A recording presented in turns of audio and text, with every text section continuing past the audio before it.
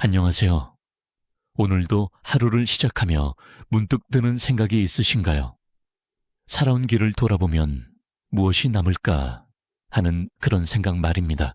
나이가 들수록 인생이 허무하게 느껴진다는 분들이 참 많습니다. 과연 우리는 무엇을 위해 이렇게 살아가고 있는 걸까요? 오늘은 여러분과 함께 삶의 의미라는 깊은 주제로 이야기를 나누어 보려고 합니다. 철학자들은 이 문제를 어떻게 바라보았을까요? 혹시 아침에 눈을 뜨면서 오늘 하루 무엇을 해야 할지 막막했던 경험이 있으신가요? 그런 순간이 바로 철학이 시작되는 지점입니다. 철학이라고 하면 어렵게 느껴지시겠지만 사실 우리 일상의 가장 솔직한 질문들에서 출발합니다. 왜 사는지 모르겠다는 그 마음 자체가 철학인 셈이죠. 빅토르 프랑클이라는 심리학자는 인간이 겪는 공허함을 실존적 공허라고 불렀습니다. 특히 노년기에 이런 감정이 더 깊어진다고 했어요. 그렇다면 이 허무함은 나쁜 것일까요? 아니면 우리에게 무엇인가 중요한 메시지를 전하는 것일까요? 오늘 이 시간을 통해 허무함을 단순히 극복해야 할 쪽으로 보지 않고 삶을 더 깊이 이해하는 출발점으로 바라보면 어떨까 합니다. 당신이 지금 느끼는 그 막연한 공허함이나 무력감도 사실은 삶을 진지하게 성찰하고 있다는 증거일지도 모릅니다. 함께 천천히 걸어가 보겠습니다. 삶의 의미를 찾는 여행은 답을 얻는 것보다 질문하는 과정 자체가 더 소중할 테니까요. 철학자 소크라테스는 너 자신을 알라고 했는데 이것이 바로 인생 후반부에 우리가 해야 할 가장 중요한 일이 아닐까 싶습니다. 지금까지 바쁘게 살아온 당신의 인생을 잠시 멈추고 돌아보는 시간. 그것만으로도 오늘은 의미 있는 하루가 될 것입니다. 허무함이라는 감정은 사실 우리가 더 깊은 차원의 삶을 갈망하고 있다는 신호일 수도 있습니다. 나이가 들면서 체력은 약해지지만 사유할 수 있는 능력과 지혜는 오히려 깊어집니다. 이것이 바로 노년의 특권이라고 할 수 있겠죠. 오늘 이야기가 여러분의 마음에 작은 위로가 되고 삶을 바라보는 새로운 관점을 선물할 수 있기를 바랍니다. 혹시 지금도 무엇인가 해야 한다는 강박에 시달리고 계신가요? 때로는 그냥 존재하는 것만으로도 충분하다는 메시지를 드리고 싶습니다. 철학적 사유는 거창한 것이 아닙니다. 차 한 잔을 마시며 창밖을 바라보는 그 순간에도 깊은 철학이 담겨 있어요. 삶의 마지막 단계에서 우리가 던져야 할 질문은 무엇을 더 이루어야 하는가가 아니라 어떻게 살아가야 하는가일 것입니다. 지금부터 함께 떠날 철학 여행에서 정답을 찾으려 하지 마세요. 질문과 함께 머무르는 것 자체가 삶을 풍요롭게 만들 테니까요. 허무함과 마주한다는 것은 용기가 필요한 일입니다. 하지만 그 용기야말로 진정한 삶으로 가는 첫걸음이 될 것입니다. 허무함이란 무엇일까요? 단순히 기분이 우울한 것과는 다른 이 깊은 공허감의 정체를 한번 들여다보겠습니다. 실존주의 철학자들은 이 문제를 깊이 연구했습니다. 특히 사르트르는 인간이 본질적으로 자유롭기 때문에 불안을 느낀다고 했어요. 젊을 때는 해야 할 일들이 명확했죠. 공부하고 취업하고 결혼하고 아이를 키우고 그런 사회적 역할들이 우리를 이끌어 주었습니다. 하지만 나이가 들면서 그런 외적인 목표들이 사라지거나 성취되고 나면 과연 이제 무엇을 위해 살아야 하는지 막막해집니다. 카뮈는 이런 상황을 부조리라고 불렀습니다. 의미를 찾으려는 인간의 욕구와 무의미한 우주 사이의 모순말이에요. 그렇다면 이 부조리함 앞에서 우리는 어떻게 해야 할까요?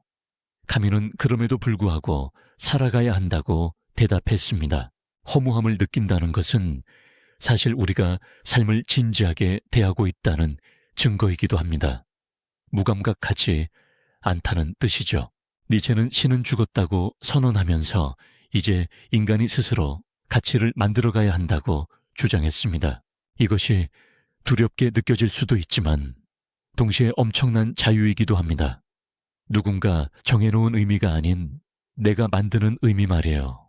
혹시 요즘 하루하루가 똑같다고 느끼시나요? 그런 반복 속에서도 작은 변화를 만들어갈 수 있는 것이 바로 인간의 특권입니다. 하이데거는 존재한다는 것 자체가 기적이라고 했습니다. 왜 아무것도 없는 것이 아니라 무엇인가 존재하는가 하는 근본 질문이죠. 지금 이 순간 숨을 쉬고 생각하고 느끼는 당신의 존재 자체가 이미 충분히 경이롭다는 관점에서 출발해보면 어떨까요? 허무함은 때로 우리에게 삶의 우선순위를 재정리할 기회를 줍니다. 정말 중요한 것이 무엇인지 돌아보게 하죠. 키르케고르는 불안을 자유의 현기증이라고 표현했습니다. 선택의 여지가 있기 때문에 느끼는 어지러움이라는 뜻이에요. 나이가 들었다고 해서 선택의 여지가 없어지는 것은 아닙니다. 오히려 더 자유로워질 수 있다는 역설을 생각해 보세요. 젊을 때는 남들의 시선을 의식해야 했지만 이제는 진정으로 원하는 삶을 살 수 있는 여유가 생겼을지도 모릅니다. 실존적 공허감은 치료해야 할 병이 아니라 더 깊은 삶으로 나아가기 위한 통과 의례일 수도 있습니다. 빅토르 프랑클은 의미를 찾는 것이 아니라 의미에 응답하는 것이 중요하다고 했습니다. 삶이 우리에게 무엇을 요청하고 있는지 들어보세요. 허무함 속에서도 작은 기쁨들을 발견할 수 있습니다. 새소리나 따뜻한 햇살 같은 일상의 선물들 말이에요. 철학자들이 수천 년 동안 고민해온 이 문제에 완벽한 답은 없을지도 모릅니다. 하지만 그 질문 자체가 우리를 더 인간다웠게 만듭니다. 서양 철학이 존재의 의미를 적극적으로 찾아가는데 초점을 맞춘다면 동양 철학은 조금 다른 접근을 보여줍니다. 노자는 무의자연을 말했습니다. 억지로 무엇인가 하려고 애쓰지 말고 자연의 흐름에 따라 살아가라는 뜻이죠. 나이가 들면서 몸도 쇠약해지고 할 수 있는 일들도 제한될 때 이런 무위의 철학이 큰 위로가 될 수 있습니다. 장자는 쓸모없음의 쓸모에 대해 이야기했습니다. 생산적이지 못하다고 해서 가치가 없는 것은 아니라는 깊은 통찰이에요. 혹시 은퇴 후에 자신이 쓸모없는 존재가 된 것 같아 속상하셨나요? 장자라면 그런 생각 자체를 다시 생각해보라고 했을 겁니다. 나무가 비바람에 살아남는 것은 단단해서가 아니라 유연하기 때문입니다. 나이가 들수록 필요한 것은 이런 유연성일지도 모르죠. 불교의 무상이라는 개념도 생각해볼 만합니다. 모든 것은 변하고 지나간다는 이 단순한 진리가 때로는 큰 안정감을 줍니다. 젊을 때의 고민도 지나갔고 중년의 걱정도 지나갔듯이 지금의 허무감도 영원하지 않을 것이라는 관점에서 바라보면 어떨까요? 붓다는 모든 고통의 원인이 집착에 있다고 했습니다. 무엇인가 되어야 한다는 집착에서 자유로워질 때 진정한 평화가 올지도 모릅니다. 공자는 70세에 이르러서야 마음이 원하는 대로 해도 도를 어기지 않았다고 했습니다. 진정한 자유는 나이와 함께 오는 것일까요? 선불교의 선사들은 깨달음이 특별한 곳에 있는 것이 아니라 일상의 평범한 순간에 있다고 했습니다. 밥 먹고 차 마시고 잠자는 것, 이런 단순한 행위들 속에서도 깊은 만족과 의미를 발견할 수 있다는 것이죠. 도가의 소요유는 아무런 목적 없이 자유롭게 논의는 경지를 말합니다. 은퇴 후의 삶이 바로 이런 소요유가 될 수 있지 않을까요? 명상이나 마음 챙김 같은 실천도 동양 철학에서 나온 것입니다. 현재 이 순간에 온전히 머무르는 연습 말이에요. 과거를 후회하거나 미래를 걱정하는 대신 지금 여기에서 숨쉬고 있는 자신을 바라보는 것만으로도 마음이 평온해집니다. 조선의 퇴계 이황은 경이라는 개념을 중요하게 여겼습니다. 항상 마음을 조심스럽게 지키고 성찰하는 태도 말이죠. 자신의 마음 상태를 관찰하고 돌보는 것. 이것이 바로 노년의 가장 중요한 수행이 될 수 있을 것입니다. 동양 철학의 핵심은 순응입니다. 저항하지 말고 받아들이되 체념이 아닌 지혜로운 수용을 말하는 것이죠. 물이 낮은 곳으로 흐르는 것처럼 자연스럽게 살아간다는 것은 무기력함이 아니라 사실 가장 지혜로운 삶의 방식일지도 모릅니다. 동양의 지혜는 이렇게 말합니다. 처음부터 완벽할 필요도 없고 끝까지 완벽할 필요도 없다고, 그저 자연스럽게 흘러가면 된다고 말해요. 빅토르 프랑클은 나치 수용소라는 극한 상황에서도 삶의 의미를 잃지 않았던 정신과 의사입니다. 그는 인간의 가장 근본적인 동기가 의미를 찾으려는 의지라고 보았습니다. 권력이나 쾌락보다도 더 근본적인 욕구라고 했어요. 프랑클에 따르면 삶의 의미는 세 가지 방식으로 발견할 수 있습니다. 창조적 가치, 경험적 가치, 그리고 태도적 가치입니다. 창조적 가치는 무엇인가? 만들어내거나 성취하는 것을 통해 찾는 의미입니다. 젊을 때 주로 추구하던 방식이죠. 경험적 가치는 아름다운 것을 보거나 사랑하는 사람과의 관계에서 발견하는 의미입니다. 나이가 들어도 충분히 가능한 일이에요. 하지만 가장 중요한 것은 태도적 가치입니다. 어쩔 수 없는 상황에서도 그것을 어떤 태도로 받아들이느냐에 따라 의미가 달라진다는 것이죠. 나이가 들어 몸이 아프거나 사회적 역할이 줄어들더라도 그 상황을 대하는 우리의 태도 자체가 의미가 될 수 있습니다. 프랑클은 우리가 삶에게 의미가 무엇이냐고 묻는 것이 아니라 삶이 우리에게 무엇을 요구하는지 들어야 한다고 했습니다. 지금 이 순간 삶이 당신에게 요구하는 것은 무엇일까요? 손자에게 따뜻한 말 한마디일 수도 있고 이웃에게 작은 도움일 수도 있겠죠. 의미는 발명하는 것이 아니라 발견하는 것이라고 프랑클은 강조했습니다. 이미 우리 주변에 있는 것을 알아차리는 일이죠. 실존적 공허를 채우기 위해 무언가를 열심히 하려고 애쓰기보다는 차라리 조용히 귀 기울여 보는 것이 더 도움이 될지도 모릅니다. 프랑클의 로고테라피에서 로고는 의미를 뜻하는 그리스 말입니다. 의미를 통한 치유라는 뜻이죠. 그는 고통 자체에는 의미가 없지만 고통에 대한 우리의 태도와 대응에는 의미가 있다고 했습니다. 노년의 여러 어려움들도 마찬가지입니다. 그 어려움을 어떻게 받아들이고 어떤 자세로 임하느냐가 우리의 존재를 규정합니다. 의미는 언제나 구체적이고 개인적입니다. 다른 사람의 삶의 의미를 따라할 수는 없어요. 자신만의 고유한 의미를 찾아야 하죠. 프랑클은 우리가 의미를 찾을 수 없을 때 그것은 의미가 너무 멀리 있어서가 아니라 너무 가까이 있어서라고 했습니다. 매일 반복되는 일상 속에서 당연하게 여기던 것들을 새롭게 바라보면 거기서 의미를 발견할 수 있을지도 모릅니다. 가족과 함께하는 시간이나 혼자만의 조용한 순간들, 심지어 몸의 아픔을 견뎌내는 것도 그 나름의 의미가 있을 것입니다. 프랑클의 가장 중요한 메시지는 이것입니다. 어떤 상황에서도 우리에게는 선택할 자유가 남아있다는 것. 그것을 어떻게 받아들일지 선택하는 자유 말이에요. 의미치료법의 궁극적 목표는 거창한 깨달음이 아닙니다. 매일매일 작은 의미들을 발견하며 살아가는 평범하지만 충만한 삶입니다. 나이가 들면서 우리는 미래보다 과거를 더 많이 생각하게 됩니다. 이것은 자연스러운 일이지만 때로는 고통스럽기도 하죠. 후회와 아쉬움, 그리고 그때 다르게 했더라면 하는 생각들이 마음을 무겁게 만들 때가 있습니다.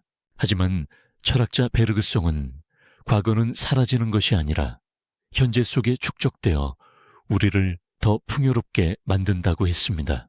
당신이 살아온 모든 경험들이 지금의 당신을 만들었고 그 경험 없이는 지금의 지혜도 존재할 수 없었을 것입니다. 과거를 바꿀 수는 없지만 과거를 바라보는 관점은 바꿀 수 있습니다. 후회의 렌즈 대신 배움의 렌즈로 바라보는 것이죠. 실수했던 일들도 사실은 우리를 성장시킨 소중한 경험이었을 수도 있습니다. 그때는 몰랐지만 지금 생각해보면 말이에요. 아우구스티누스는 시간에 대해 깊이 사색했습니다. 과거는 기억 속에, 미래는 기대 속에, 현재는 주의 속에 존재한다고 했어요. 그렇다면 가장 실제적인 것은 바로 지금 이 순간입니다. 과거에 매몰되지도 미래에 불안해하지도 않는 바로 지금 말이에요. 기억이라는 것은 단순한 저장이 아닙니다. 현재의 우리가 과거를 재구성하는 창조적인 행위이기도 해요. 같은 사건이라도 지금의 관점에서 바라보면 전혀 다른 의미로 다가올 수 있습니다.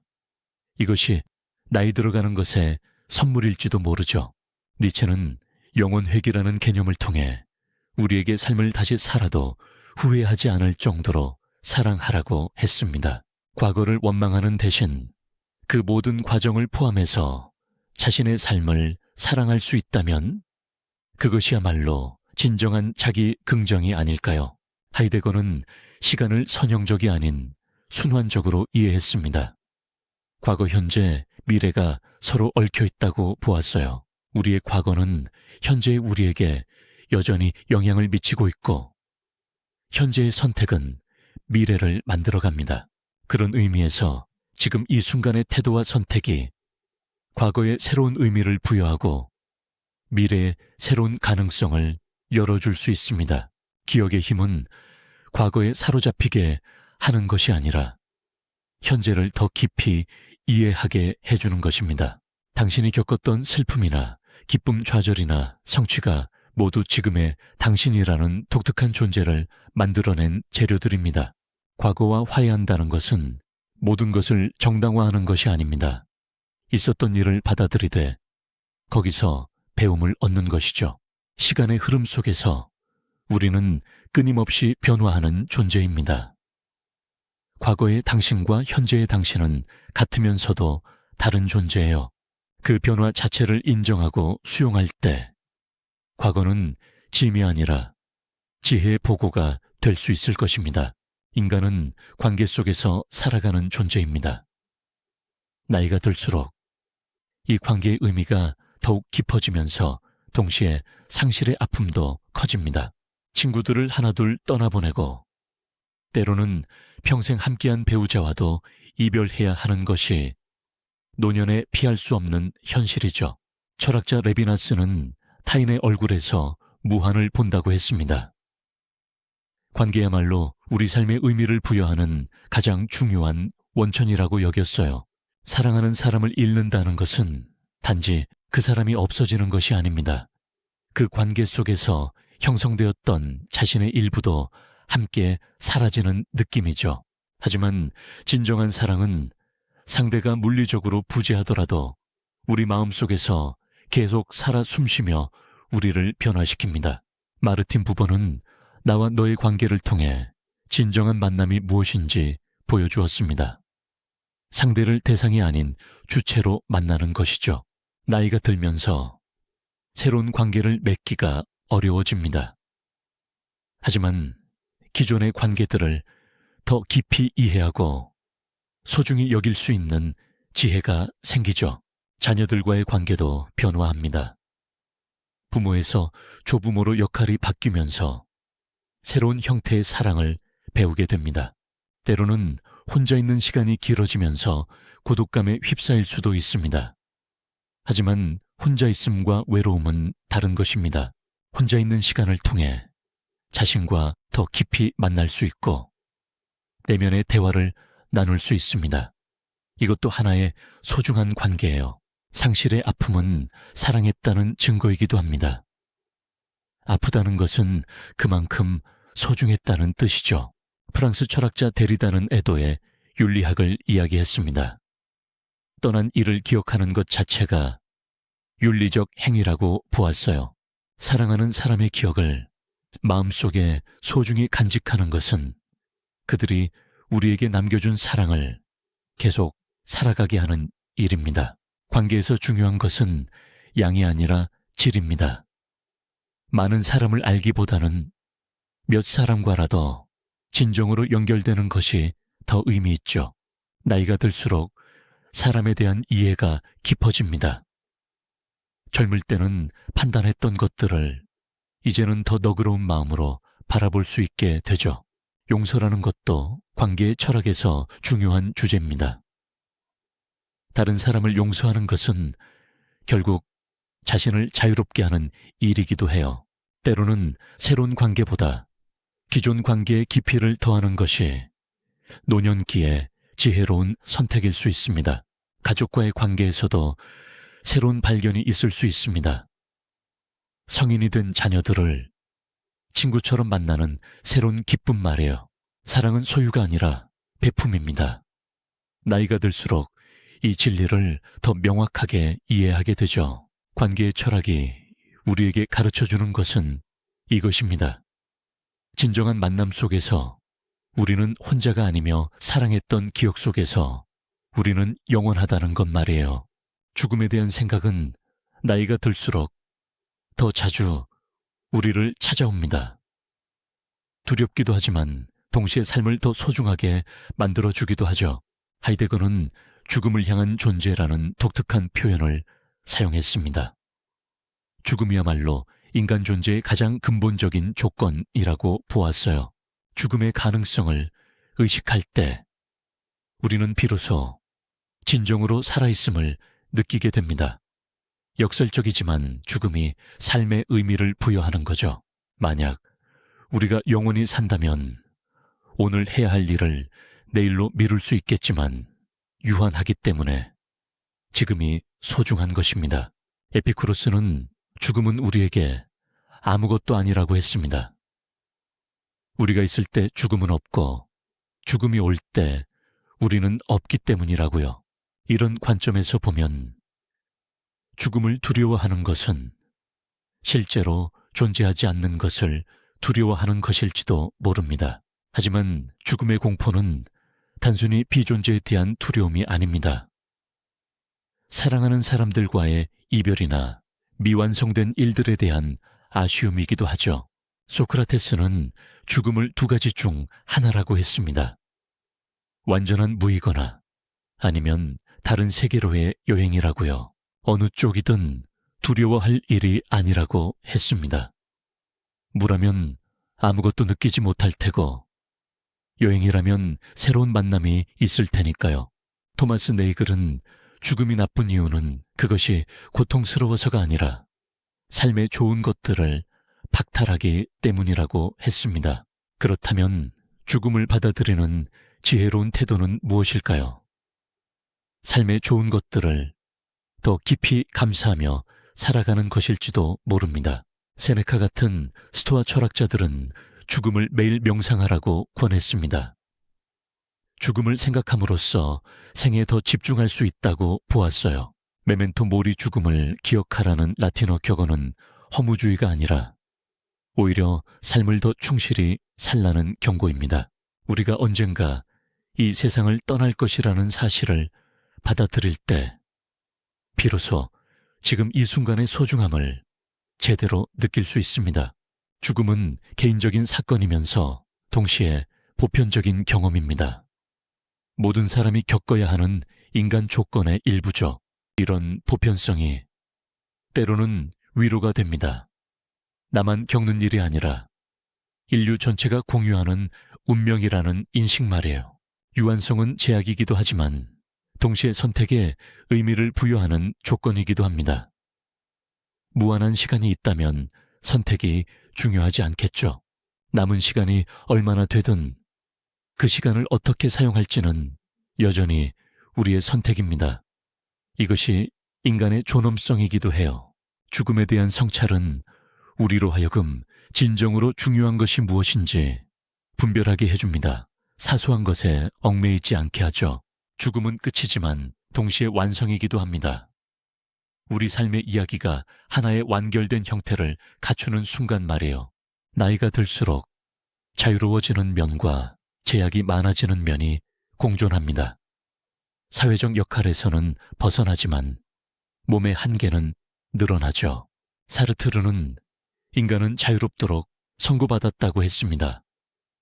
원하든 원하지 않든 우리는 끊임없이 선택해야 하는 존재라는 뜻이에요.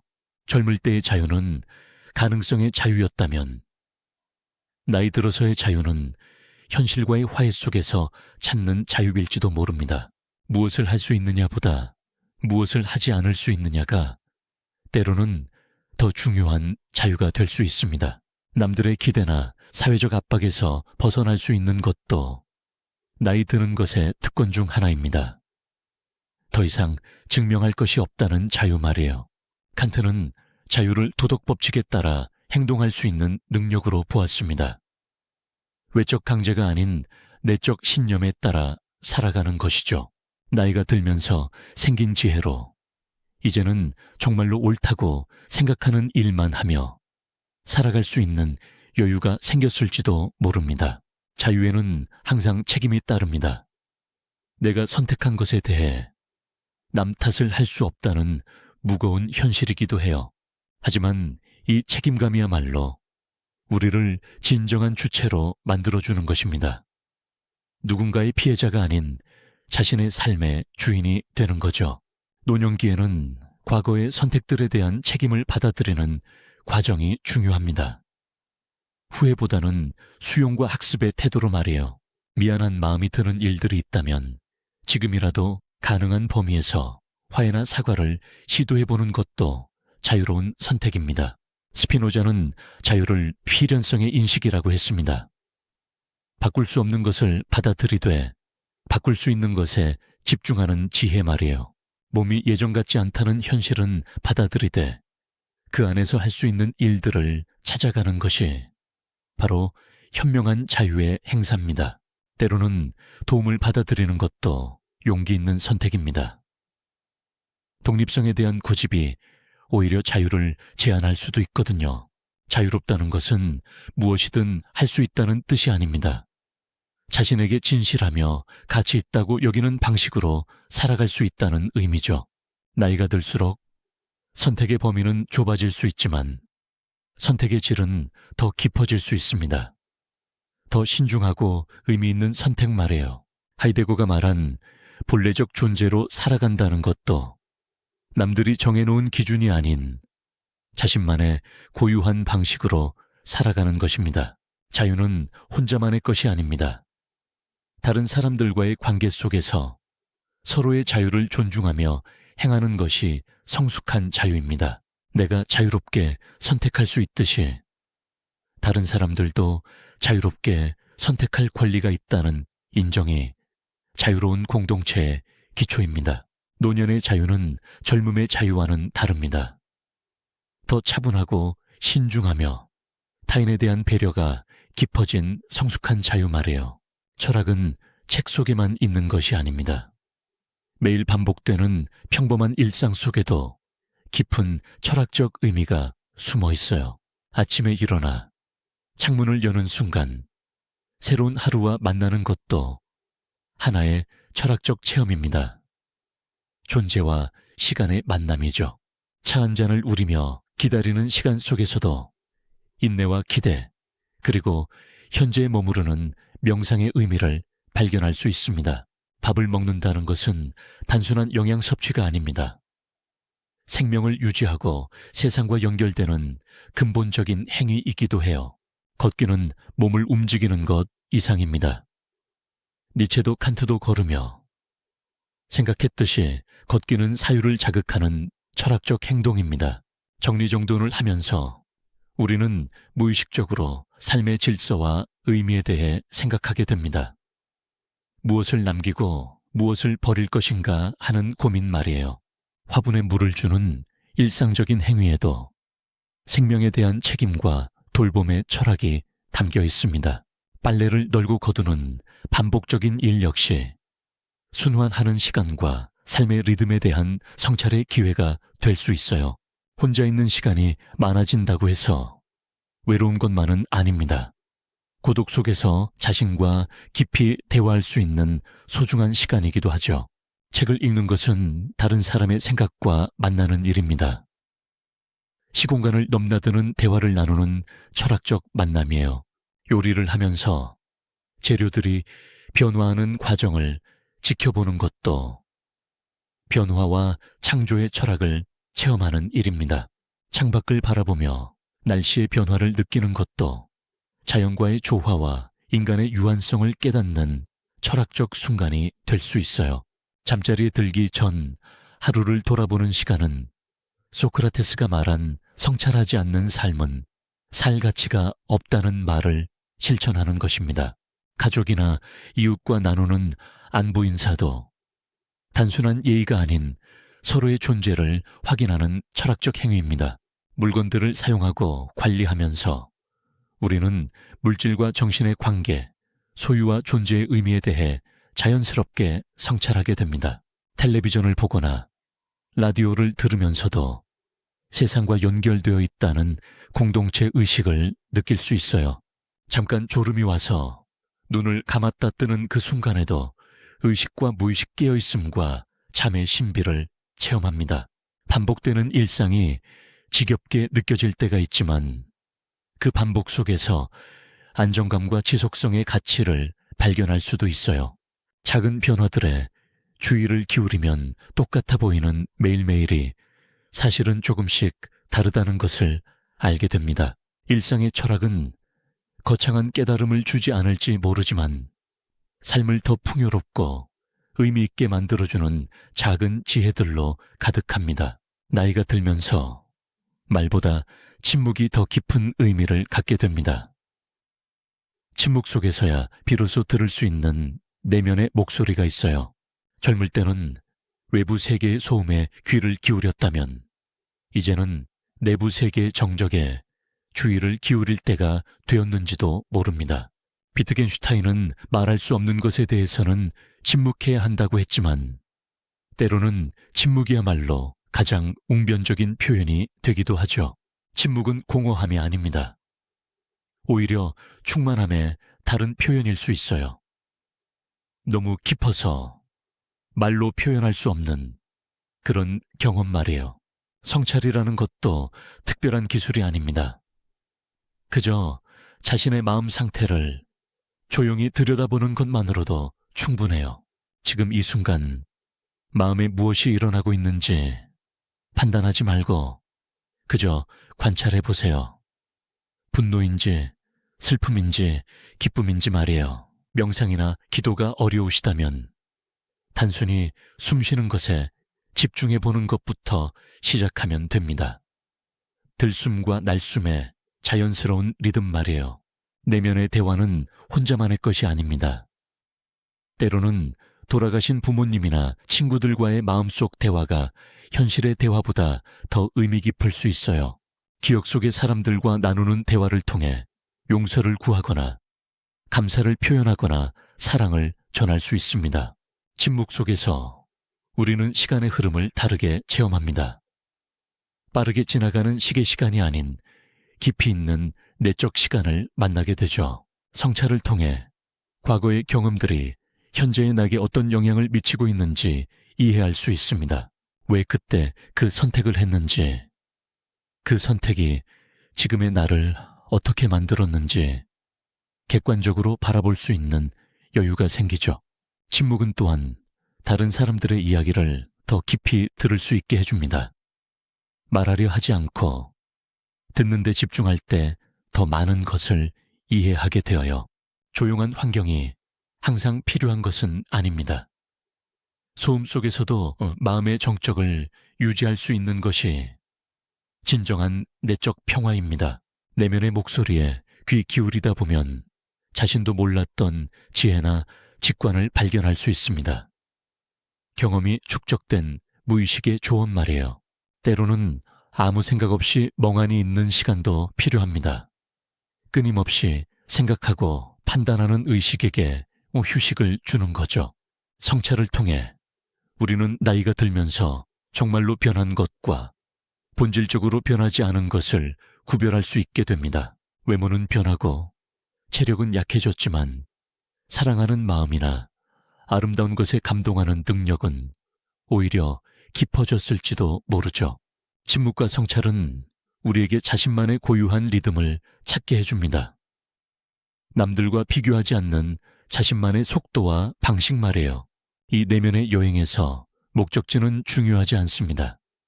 여행하는 과정 자체가 우리를 더 깊고 지혜로운 존재로 만들어주니까요. 나이가 들수록 자연과의 관계가 더욱 소중하게 느껴집니다. 바쁜 일상에서 놓쳤던 계절의 변화나 자연의 리듬을 다시 발견하게 되죠.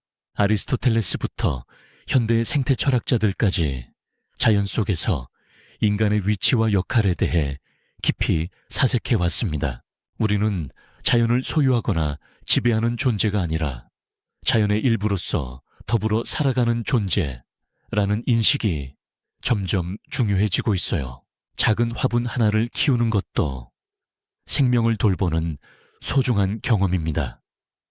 씨앗이 싹트고 자라는 과정에서 생명의 신비를 느낄 수 있죠. 정원 가꾸기나 산책하기 같은 활동은 단순한 취미가 아닙니다. 자연과의 대화이자 생태계의 이론으로서 살아가는 철학적 실천이에요.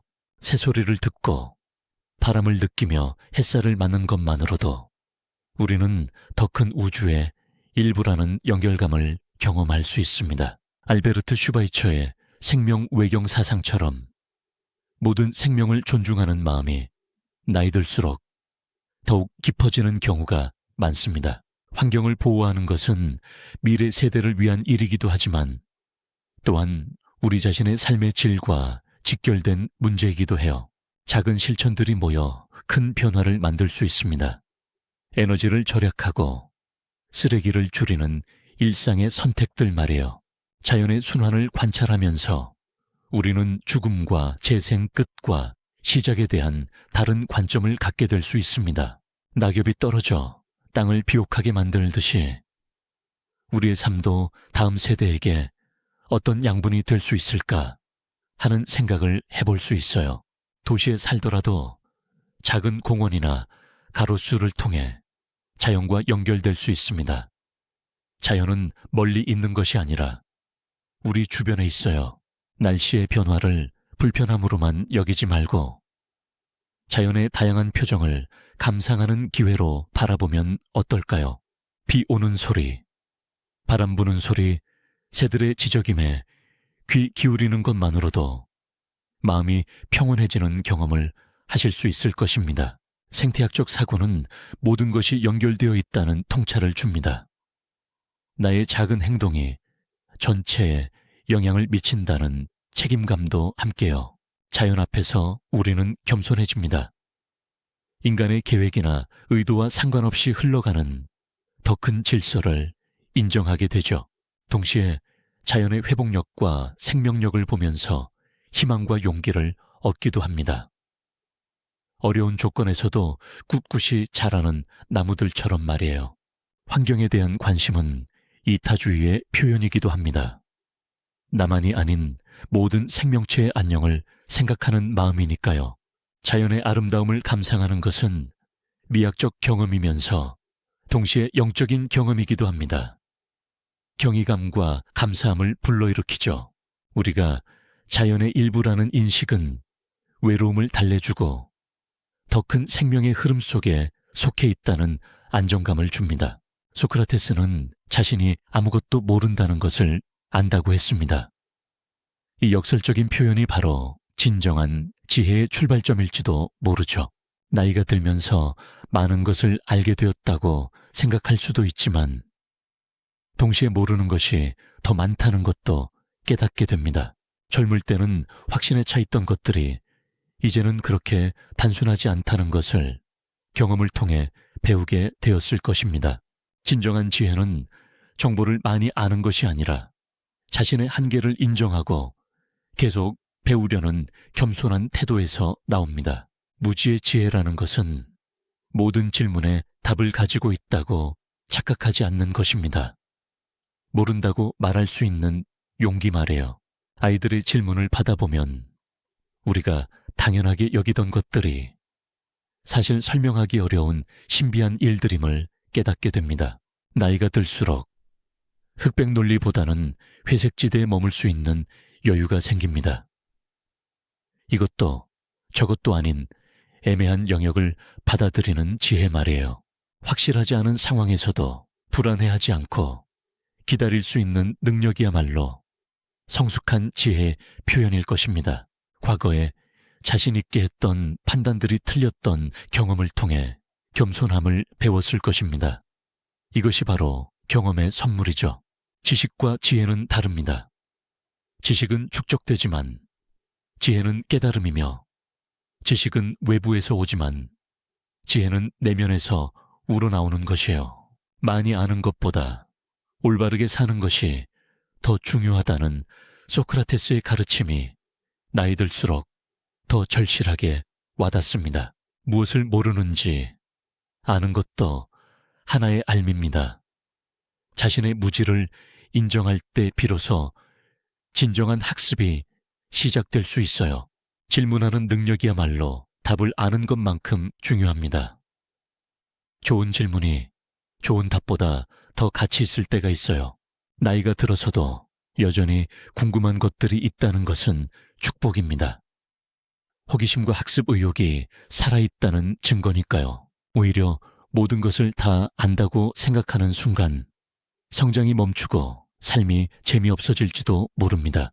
독서를 할 때도 정답을 찾으려 하기보다는 새로운 질문을 발견하는 재미를 느껴보시면 어떨까요? 다른 사람과 대화할 때도 가르치려 하기보다는 배우려는 자세를 유지하면 더 풍성한 대화가 될 수 있습니다. 실수나 실패를 통해서도 배울 수 있다는 열린 마음이 지혜로운 삶의 태도입니다. 모든 경험이 스승이 될 수 있어요. 젊은 세대로부터 배울 점도 많습니다. 나이가 많다고 해서 항상 가르치는 입장에만 서려 하지 말고 배우는 자세도 유지해보세요. 소크라테스의 무지의 지혜는 우리에게 이렇게 말합니다. 모른다는 것을 부끄러워하지 말고 배우지 않는 것을 부끄러워하라고 말이에요. 아름다움에 대한 감수성은 나이가 들수록 더욱 섬세해질 수 있습니다. 삶의 경험이 쌓이면서 예술을 더 깊이 이해하게 되죠. 칸트는 미적 체험을 통해 우리가 일상의 목적과 이해관계에서 벗어날 수 있다고 했습니다. 순수한 감상만이 남는 순간 말이에요. 음악을 들을 때 가사나 의미를 생각하지 말고 그저 소리 자체에 몸을 맡겨보세요. 그 순간 시간이 다르게 흘러감을 느낄 수 있을 것입니다. 그림이나 조각 같은 시각 예술도 마찬가지입니다. 무엇을 그렸는가 보다 어떤 느낌을 주는가에 집중하면 더 깊은 감동을 받을 수 있어요. 아름다움은 거창한 예술 작품에만 있는 것이 아닙니다. 하루 종일 피어있는 꽃이나 창문으로 들어오는 햇살에서도 발견할 수 있어요. 시를 읽거나 소설을 읽는 것도 다른 사람의 내면과 만나는 특별한 경험입니다. 언어가 만들어내는 상상의 세계 속에서 새로운 자신을 발견하기도 하죠.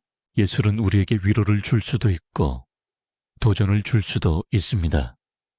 때로는 익숙하지 않은 작품들이 우리의 사고를 확장시켜주기도 해요. 직접 창작해보는 것도 좋은 경험입니다. 그림을 그리거나 글을 쓰거나 노래를 부르는 것 모두 자기 표현의 방법이죠. 완벽할 필요는 없습니다. 과정 자체가 즐겁고 의미 있다면 그것으로 충분해요. 남에게 보여주기 위한 것이 아니라 자신을 위한 것이니까요. 하이데거는 예술 작품이 진리를 드러낸다고 했습니다.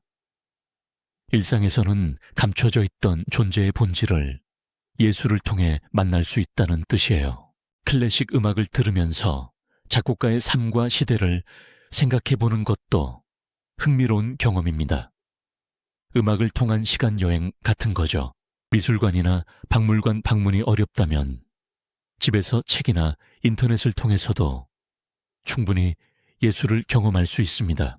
아름다운 것을 볼 때 느끼는 감동은 나이와 상관없이 순수한 감정입니다.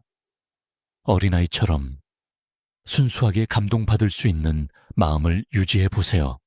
예술은 소통의 다리 역할도 합니다. 같은 작품에 대해 다른 사람과 이야기를 나누면서 새로운 관점을 발견할 수 있어요. 미적 경험은 일종의 치유 효과도 있습니다. 아름다운 것에 집중하다 보면 걱정이나 근심을 잠깐이나마 잊을 수 있거든요. 자연의 아름다움도 예술 못지않은 감동을 줍니다. 일출이나 일몰을 바라보는 시간은 그 자체로 명상이자 예술 감상이에요. 예술을 통해 다른 문화나 시대를 이해할 수도 있습니다. 세계 각국의 음악이나 미술을 통해 인류의 다양성을 경험해 보세요. 아름다움에 대한 감수성을 키우는 것은 삶의 질을 높이는 방법입니다. 같은 일상도 더 풍요롭게 바라볼 수 있게 되거든요. 때로는 이해할 수 없는 현대 예술을 만날 수도 있습니다. 당황하지 말고 그저 열린 마음으로 받아들여 보세요. 예술과 아름다움은 우리에게 이렇게 말합니다. 삶에는 실용적인 목적을 넘어선 더 깊은 차원이 있다고, 그것을 놓치지 말라고 말해요. 나이가 들면서 우리는 많은 변화를 경험합니다. 때로는 원하지 않는 변화도 받아들여야 하는 용기가 필요하죠. 스토아 철학자들이 말하는 세레니티의 기도를 아시나요? 바꿀 수 있는 것과 바꿀 수 없는 것을 구분하는 지혜 말이에요. 몸의 변화는 자연스러운 일입니다. 예전처럼 빠르게 움직일 수 없고 기억력도 예전 같지 않을 수 있어요. 하지만 이런 변화를 단순히 손실로만 볼 필요는 없습니다. 다른 능력들이 발달하거나 새로운 관점을 갖게 되는 기회이기도 하거든요. 용기라는 것은 두려움이 없는 것이 아닙니다. 두려움이 있어도 해야 할 일을 하는 것이 진정한 용기죠. 새로운 환경에 적응해야 할 때나 사랑하는 사람과 이별해야 할 때도 용기가 필요합니다. 킬케고르는 절망은 죽음에 이르는 병이라고 했지만 동시에 절망을 통해서만 진정한 자기가 될 수 있다고도 했어요.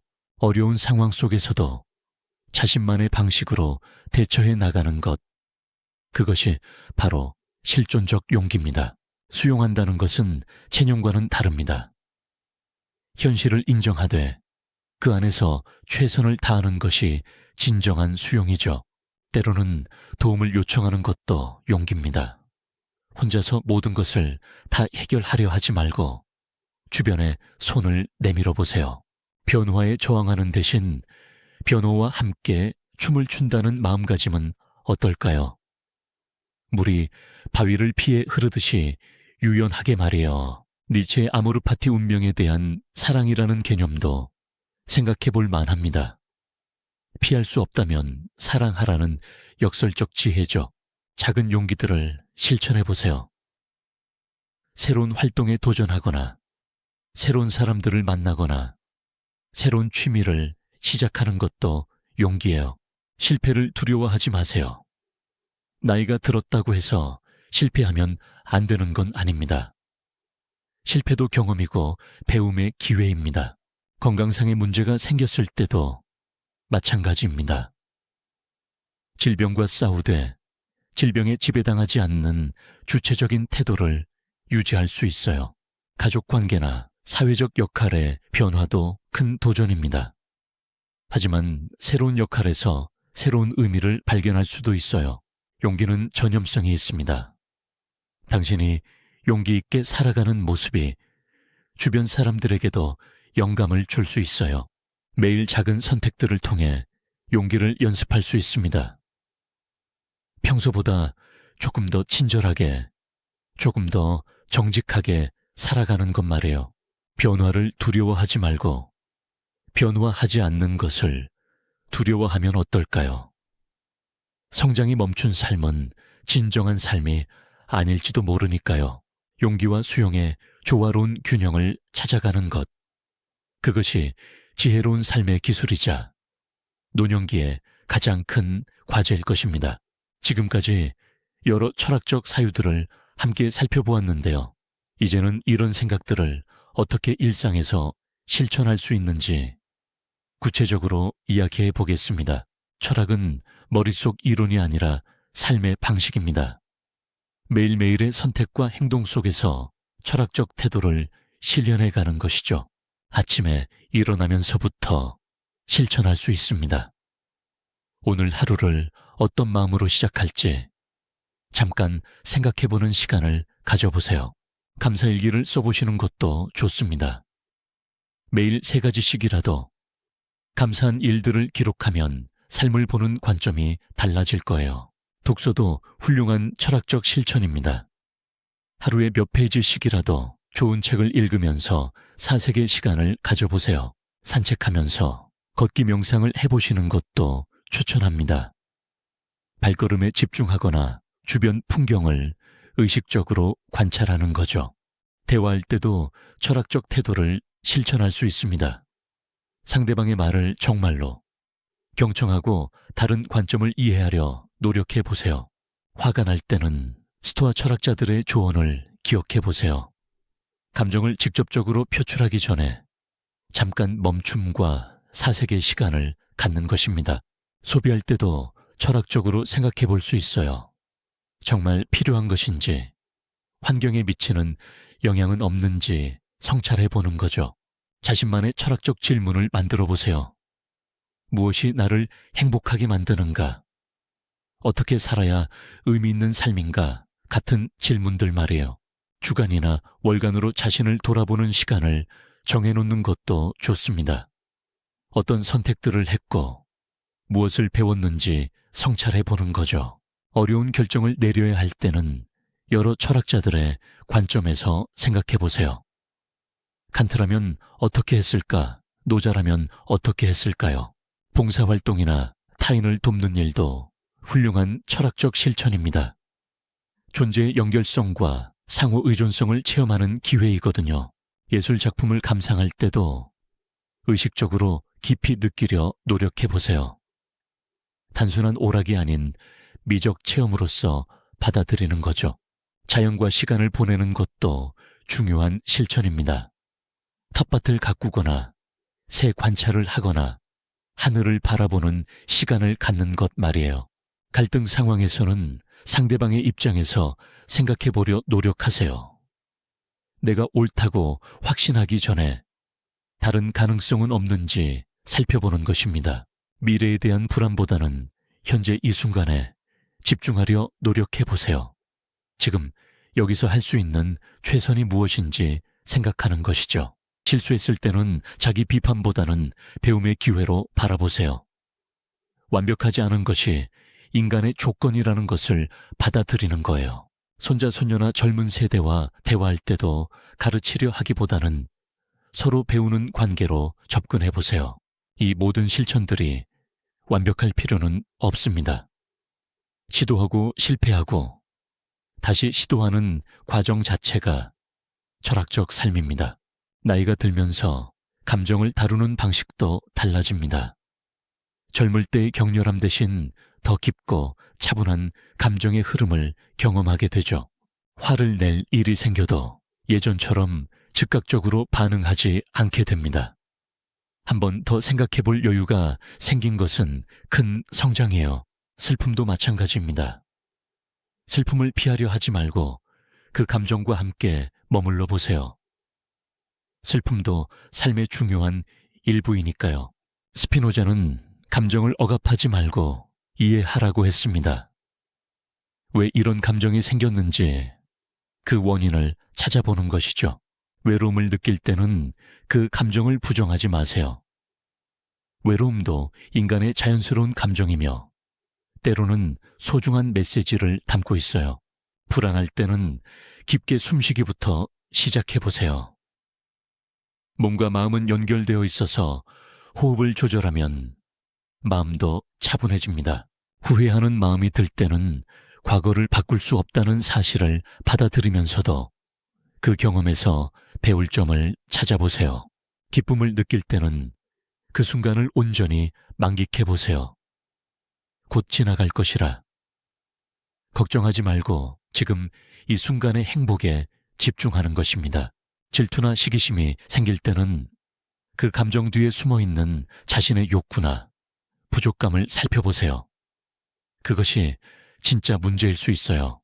감사한 마음을 의식적으로 키워나가세요. 당연하게 여기던 것들에 대해 새롭게 고마워할 수 있는 눈을 갖는 것입니다. 걱정이 많을 때는 통제할 수 있는 것과 없는 것을 나누어 생각해 보세요. 통제할 수 없는 일에 에너지를 쓰지 않는 것이 지혜롭습니다. 정서적으로 힘들 때는 혼자 견디려 하지 마시고 가족이나 친구들에게 마음을 털어놓는 것이 좋습니다. 부정적인 감정들도 우리를 보호하려는 마음의 반응입니다. 그 의도를 이해하면서도 감정에 휘둘리지 않는 균형을 찾아보세요. 명상이나 기도 같은 영적 실천을 통해 마음의 평정을 찾는 방법을 배워보시는 것도 좋습니다. 감정 일기를 써보시는 것도 추천합니다. 자신의 감정 패턴을 파악하면 더 현명하게 대처할 수 있게 되거든요. 나이 들면서 생기는 건강 염려나 미래에 대한 불안은 자연스러운 것입니다. 하지만 그것이 삶을 지배하지 않도록 주의하세요. 젊은 세대와의 소통에서 답답함을 느낄 때는 세대 차이를 인정하고 서로 다른 관점을 존중하는 마음을 가져보세요.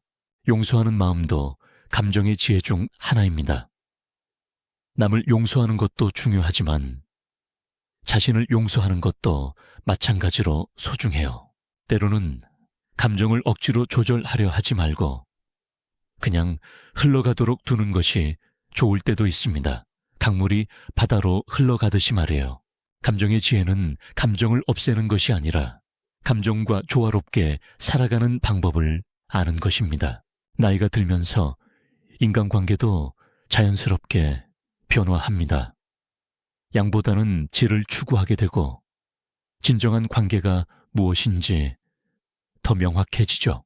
자녀들과의 관계에서는 부모에서 조언자로 역할이 바뀝니다. 간섭보다는 지지하는 존재가 되어가는 과정이 필요해요. 배우자와의 관계도 깊어질 수 있는 시기입니다. 서로의 변화를 이해하고 새로운 동반자 관계를 만들어갈 수 있거든요. 오랜 친구들과는 더욱 소중한 시간을 보낼 수 있습니다. 함께 늙어가는 친구들과 나누는 대화는 특별한 깊이가 있어요.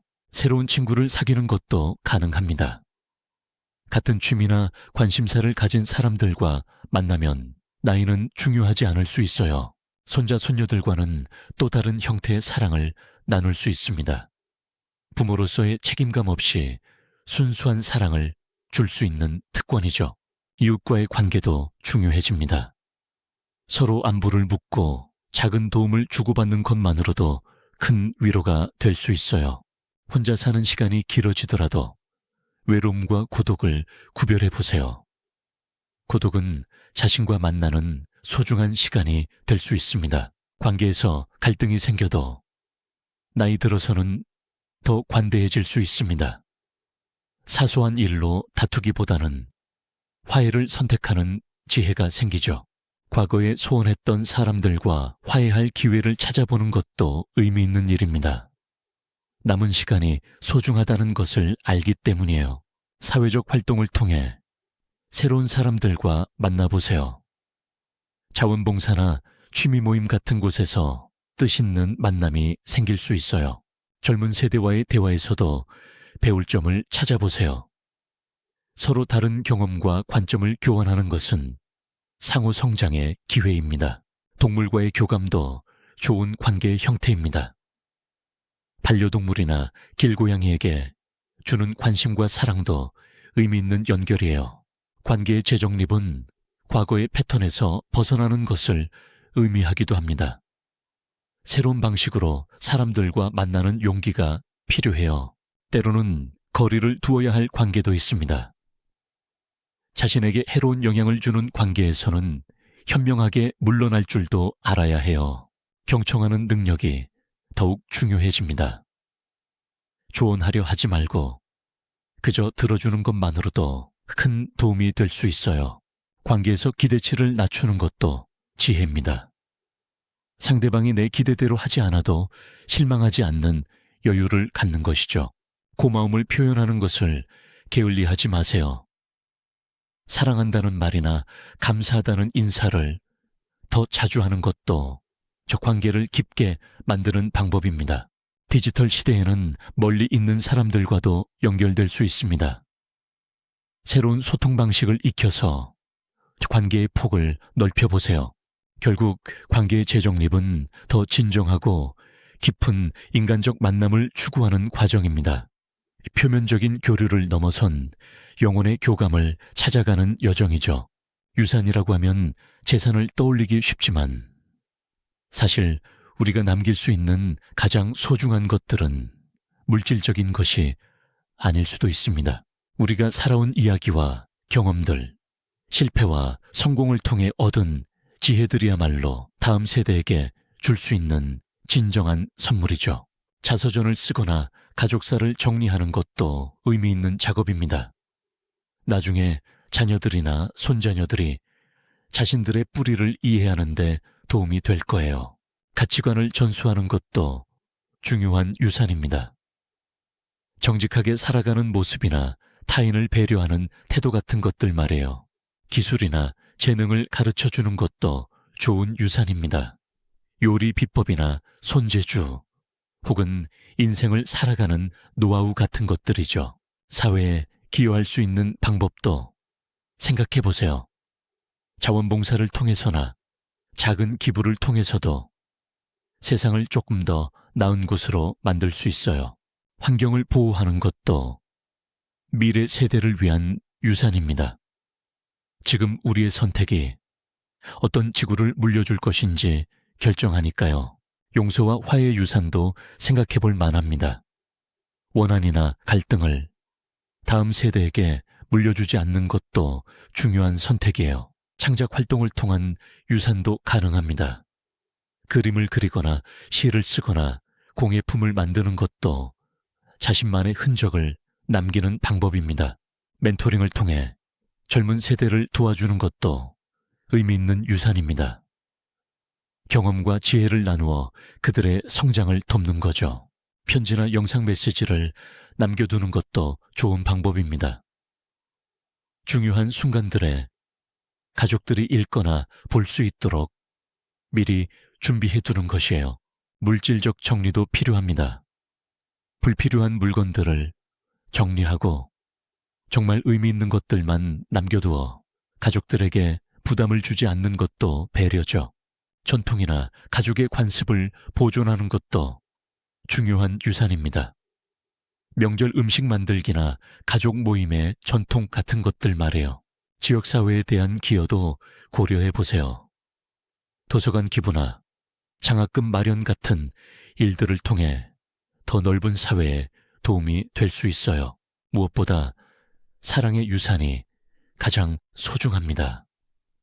따뜻한 말 한마디나 포옹 하나가 물질보다 더 오래 기억될 수 있거든요. 실패나 어려움의 경험도 소중한 유산이 될 수 있습니다. 그것을 어떻게 극복했는지의 이야기는 다른 사람들에게 용기를 줄 거예요. 건강한 생활 습관을 모범으로 보여주는 것도 유산입니다. 규칙적인 생활이나 건전한 취미 활동 같은 것들 말이에요.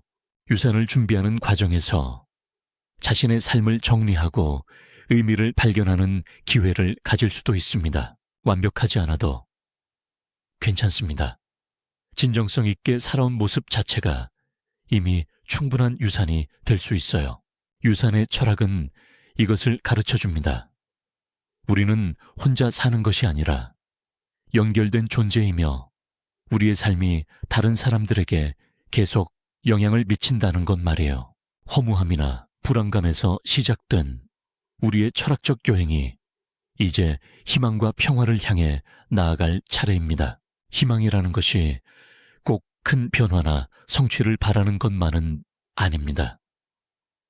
작은 일상의 기쁨들을 기대하는 마음도 희망이에요.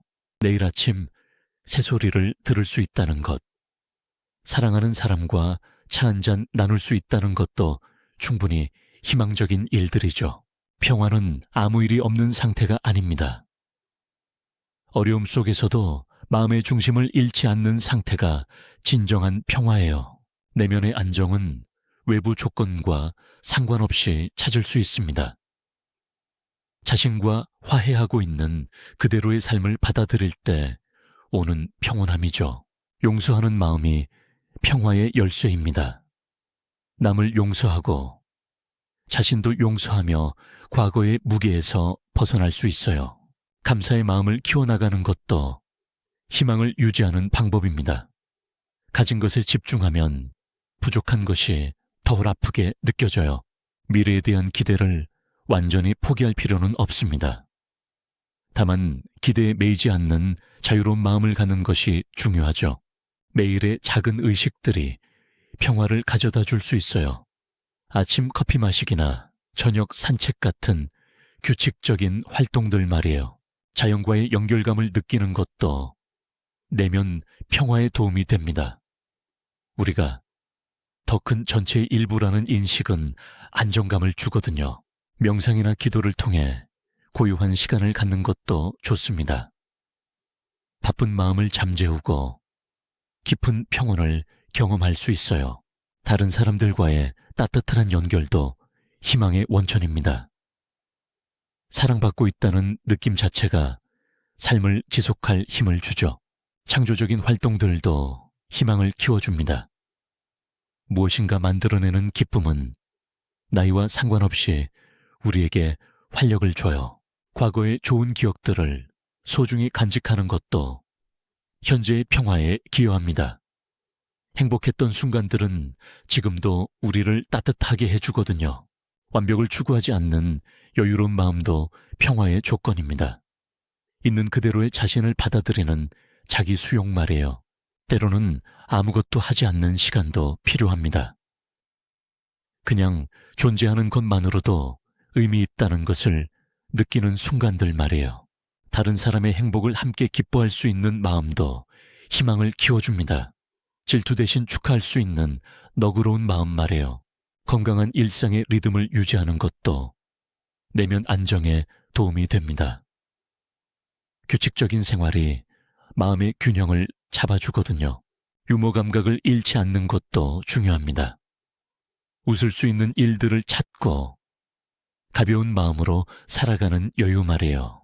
희망과 평화는 달성해야 할 목표가 아니라 매 순간 선택할 수 있는 태도입니다. 어떤 시각으로 삶을 바라볼 것인가의 문제인 셈이죠. 이제 우리의 철학적 여행이 마무리될 시간입니다.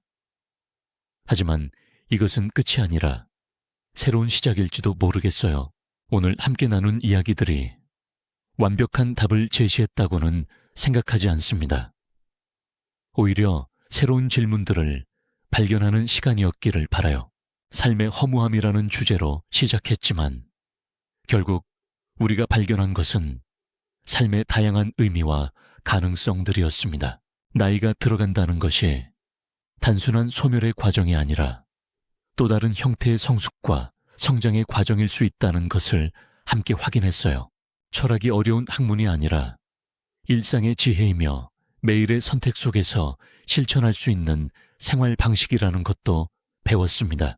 허무함을 느끼는 것조차 우리가 삶을 진지하게 대하고 있다는 증거이며 더 깊은 차원의 삶을 갈망하는 신호일 수 있어요. 소크라테스의 무지의 지혜든 동양의 무의자연이든 모든 지혜는 결국 겸손과 수용, 그리고 지속적인 배움을 강조하고 있습니다.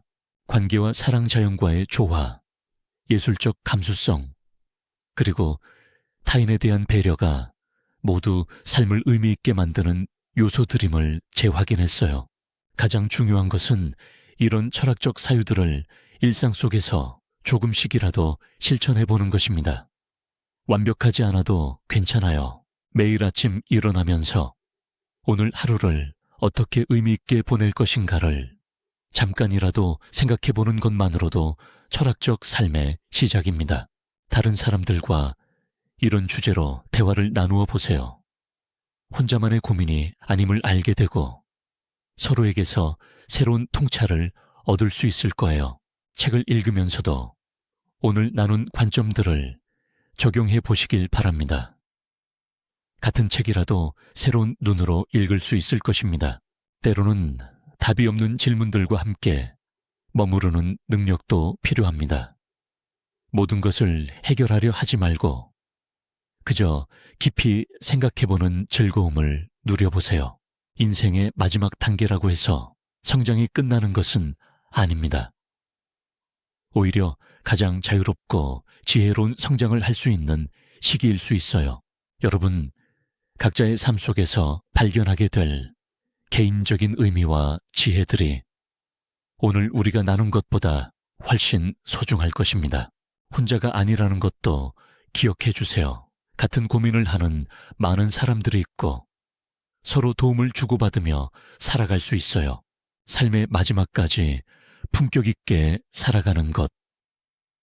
그 자체가 아름다운 철학적 실천이며 다른 사람들에게 영감을 주는 일이기도 합니다. 오늘 이 시간이 여러분의 마음에 작은 위로와 새로운 관점을 선물했기를 바라며 앞으로도 철학적 사유를 즐기시기를 권해드립니다. 허무함 속에서도 의미를 찾고 어려움 속에서도 희망을 잃지 않으며 매일매일을 성찰과 감사의 마음으로 살아가시기를 바랍니다. 여러분의 존재 자체가 이미 충분히 소중하고 의미 있다는 것을 기억하시며 오늘 하루도 평안하고 지혜로운 시간이 되시기를 간절히 바라겠습니다.